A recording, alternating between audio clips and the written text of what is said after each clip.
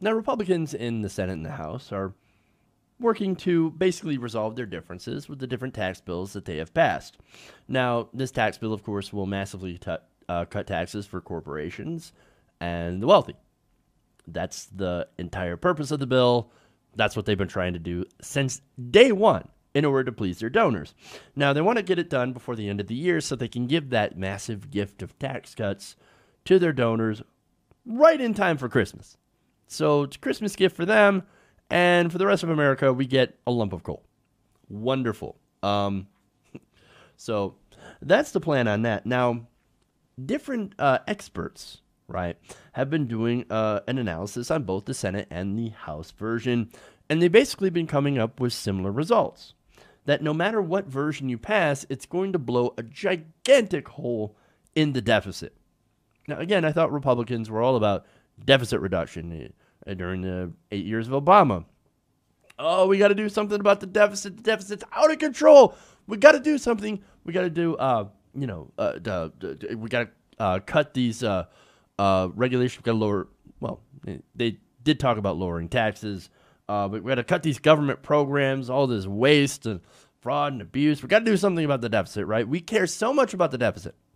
Well, now, when they're going to pass this gigantic tax cut, the biggest tax cut in history, where are the Republicans about the deficit?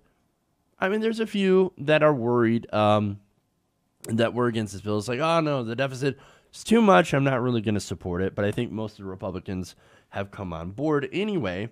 And look, what this bill does, what they're ignoring is the fact that no matter how you slice it, this is a budget-busting bill. In fact, the House bill specifically would add over $1 trillion to the deficit over the next 10 years. The Hill explains the tax bill House Republicans passed last month would not produce enough revenue from economic growth to pay for itself. Again, that was one of the claims that was adopted for a while, and then they were like, yeah, it's not going to pay for itself. We're actually going to have to cut Medicare, Medicaid, and Social Security. That's what Paul Ryan came out with last week. He's like, yeah, so we're going to tackle the debt now, even though we just passed a gigantic tax cut for the rich. That's going to increase the debt. Wonderful. So, all right. Now, this is according to a 12-page report from the Joint Committee on Taxation. So that's Congress, right? So that's the congressional arm that actually goes through and analyzes tax bills and sees what kind of impact it's going to have on not only the budget, but economic growth. And they said that, look, the economic growth that you guys are saying is going to happen is not going to happen. It's not true. It's a pony. It's a fairy tale. It's a unicorn. It's not going to happen. And we've got $1 trillion worth of debt over the next 10 years that we're going to have to deal with. Now, what's the Republican reaction to that? You're wrong. Fake news. Oh, okay. So look, their entire thing is, dynamic scoring. If we give all the tax cuts to the rich, well, that's going to create economic growth. It's going to create jobs, and everybody's going to be happy. They're going to have their own, everybody's going to have their own mansion and everything like that. If we just give more and more to the rich. Now, is that going to happen? No, of course not. Now, first of all, okay. I want to go back to the Republican reaction here for a second, because here's a good example of the argument that they're using against this Joint Committee on Taxation report. Kevin Brady said that this analysis reflects the fact that JCT, quote, historically is a very conservative estimator of growth. You mean they actually use facts? That's weird.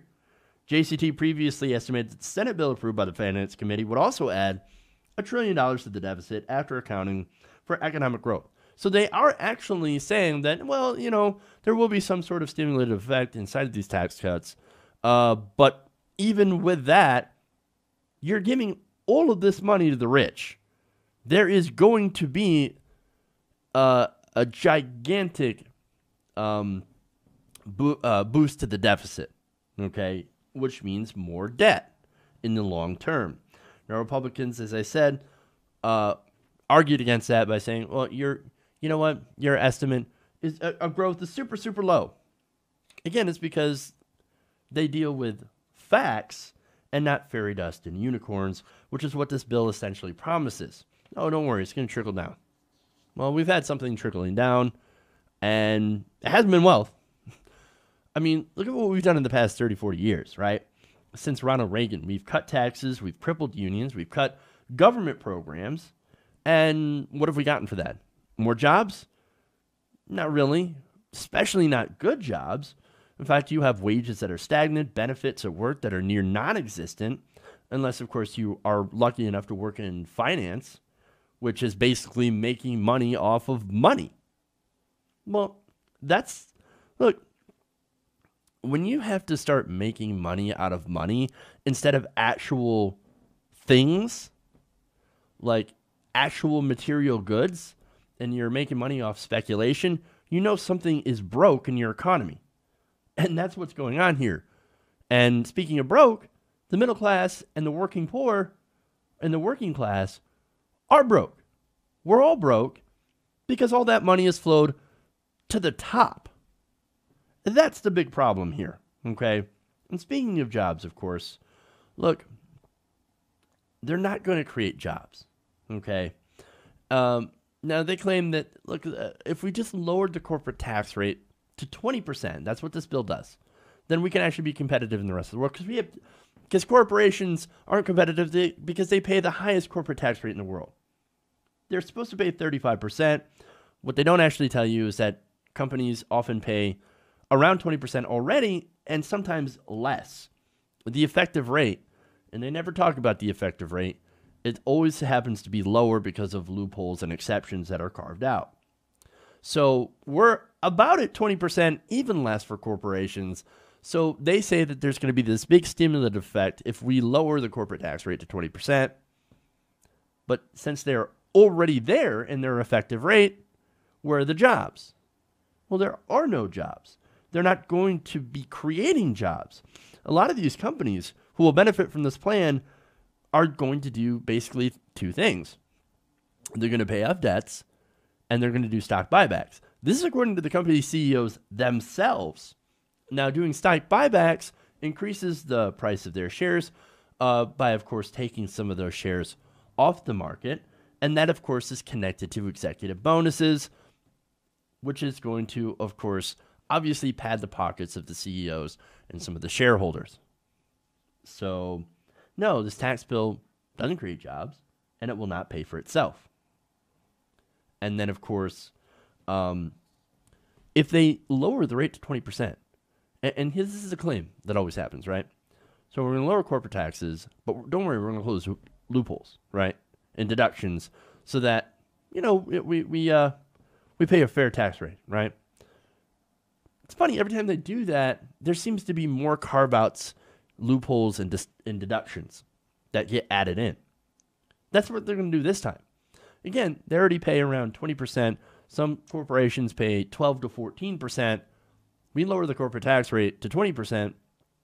There's going to be new loopholes where some corporations are going to pay 5%. Might even pay nothing, depending on the loophole that's created. So, again, they're going to find some way to cheat us, to cheat the government. And the reason I say cheats us is because whatever the corporations don't pay, we end up paying. Higher payroll taxes, for example, because the government doesn't collect enough money from corporations anymore. So we have to so they have to raise taxes on the rest of us. It's gross. Now, again, lowering the corporate tax rate, it's not going to create jobs, it's not going to pay for itself, but it will give a gigantic boom to the rich. And that's the entire point of this bill and its many different provisions. That's why the American people, when they look at this and they see what's in the bill, they don't like it at all. They do not like what they're seeing. It has a 35% approval rating.